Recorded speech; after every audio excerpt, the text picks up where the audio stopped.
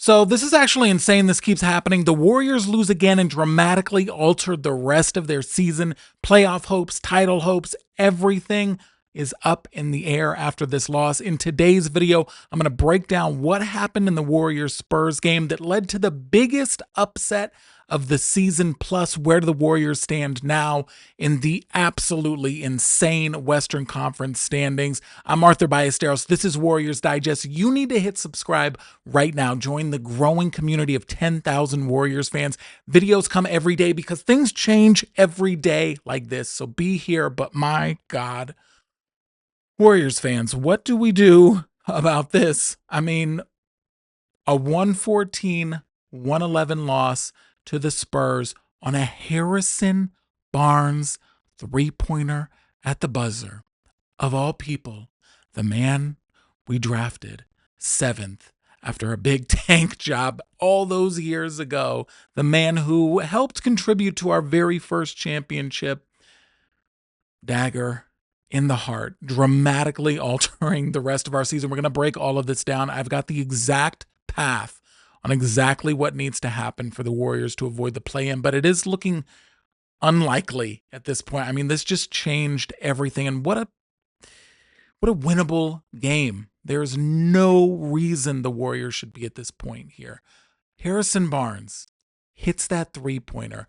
The Spurs came into the game as a 17.5 underdog. Do you understand?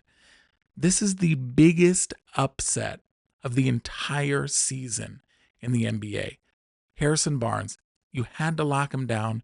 He scores 20 points. I mean, the man's shooting 56% on his threes for April. And he does it. He does it. He did it. He just sent the Warriors to the play-in. Maybe. We're going to talk about that. Let's get into the rest of this here.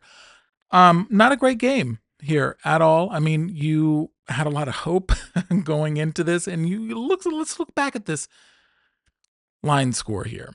First quarter, Warriors up 32-23. Looks like it's going to go the way that it should go, the way that the Suns game went last night, where they just keep building on that lead as the game goes. But then they get blitzed in the second quarter by the Spurs, and they just come out hot. And it happened again in the fourth quarter, where you see the Warriors got outscored by 15 points in the fourth quarter on their home court in a must-win game.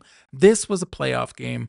This was a failure of a team that is supposed to be winning right now. But I'm going to try to not be too critical here, because there is some hope. There's rays of sunshine here. Jimmy Butler scoring 28 points tonight. My God, going 16 of 17 from the line. Just a masterful performance. The problem here in all of this, looking at the box score, it doesn't tell you what the real problem was, and that the Warriors were minus 16 in the non-Steph minutes. They just couldn't get it done when Steph was off the floor, which is what Jimmy is supposed to be here for. Now, he kept it close. He got to the line. Draymond getting to the line and hitting those 2 free throws at the end of the fourth quarter there looked like it was going to seal the deal. Going into overtime, you think the Warriors going to be able to pull that out. Harrison Barnes committed that foul on Draymond, but then Harrison makes up for it. I'm still trying to wrap my head around what I just witnessed here. It's crazy. This is just so much hope earlier today. What's going on? Oh dear. Okay. Let's get through this here. Okay. So the worst case scenario happened tonight. Let me bring this up.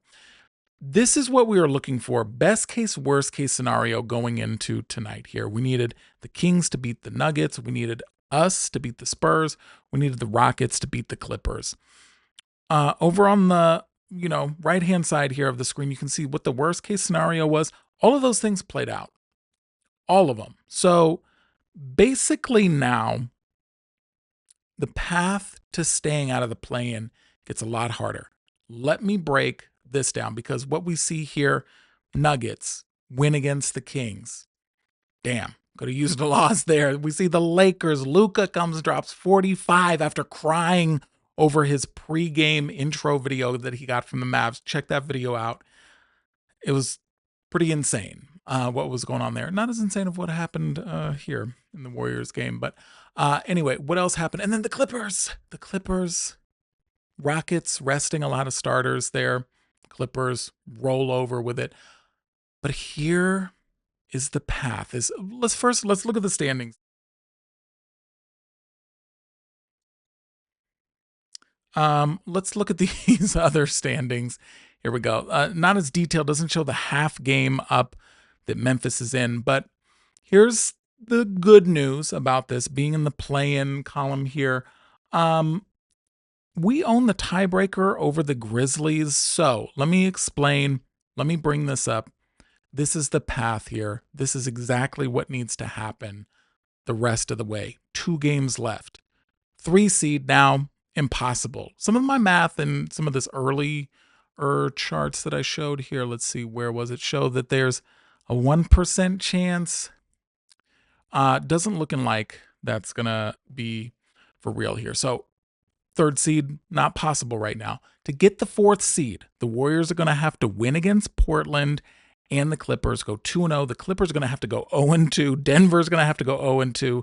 And then Memphis can go 2-1 to get the 5th seed. So that 4th seed is really important because that would be home court advantage in the playoffs. We're not even going to get ahead of ourselves here and even think about that right now because we just need to get out of 7th. Just get out of 7th. Get out of the play-in. How do we do that? So the 5th seed's still in play. Warriors, again, have to win out. The Clippers and Denver both have to go 0-2, and Memphis 2-1. So there's still a shot there. Just to get out, this is what you need to pay attention to. To get into the 6th seed, we have to win out. Memphis can go 2-1. That is what we are praying. A Memphis loss, Warriors win out. That's what we need. If we want to end up in the play-in here, there are other scenarios where we don't control our own destiny. If Memphis just goes 3-0, even if we go 2-0, we're still going to end up in the 7th seed. And I don't even want to talk about what happens after that. So disappointing night. Disappointing. You can hear my voice. I'm tired. I'm sad. Like this wasn't supposed to go down this way. And we just see so many instances over the past couple of weeks with some losses that we just really wish that we had back at this point. But we just have to look ahead, finish business here. It didn't work out exactly the way that we thought it was. Comment where you think this ends up. Do we get out of this play-in spot? Because I can make a case for the Warriors getting to another championship, getting Steph and Dre that 5th championship, immortality in the NBA. There is a path if they can stay out of the play-in. I don't see any team coming from the play-in and winning a championship, especially a team where your core players are 37, 35, and 35 with Steph, Dre, Jimmy. It's just not likely. But if you can get a week off, if you can get the right matchup in the first round, if you can catch magic in the second round, there is a way here. There's a path, but not from the play-in. Have to avoid it. Where do you think this all ends up? You tell me in the comments. I'll be back tomorrow with a video. I'm sure there's going to be some crazy updates. We're going to break down this loss a little bit more. But for now, I just wanted to get my reactions. I'm just sad. I think, are we, what is the mood here? Are we sad? Are we still hopeful? I just wish so many things could have gone different. But I'm going to be positive. We need positive energy out there for the next 2 games. That's what I want you to focus on. Just meditate. Pray to the universe. Pray to the basketball gods. Please. 2-0. Let's get out of the play-in. That's all I got. Anyway, I'll talk to you guys tomorrow. Good night and peace. Bye.